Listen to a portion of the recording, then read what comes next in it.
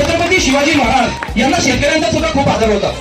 छत्रपती शिवाजी महाराजांनी जे आहे आपल्या सर्व सैनिकांना सांगितले होते की तुम्ही कोणत्याही राज्यात जावा, कुठेही युद्धावर जावा, त्या ठिकाणी जे आहे कोणत्याही शेतकऱ्याच्या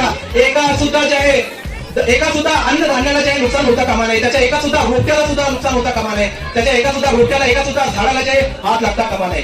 तर हे होते आपले छत्रपती शिवाजी महाराज.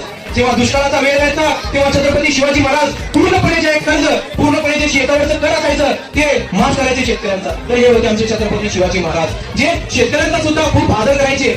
जेव्हा पुण्यामध्ये छत्रपती शिवाजी महाराज त्यांच्या बालपणी आले राजी करण्यासाठी, तेव्हा आदिलशाहचा सरदार जे आहे पुण्यामध्ये कोणालाही शेती करायला देत नव्हता. तर तेव्हा राजमाता जिजाऊ व तसेच छत्रपती शिवाजी महाराजांनी जे आहे पुण्यामध्ये जे आहे सोन्याचा नांगराने जे आहे नांगरणी केली, सोन्याच्या नांगराने जे आहे नांगरणी केली आणि त्या ठिकाणी जे शेतीची सुरुवात केली. तर हे होते आपले छत्रपती शिवाजी महाराज.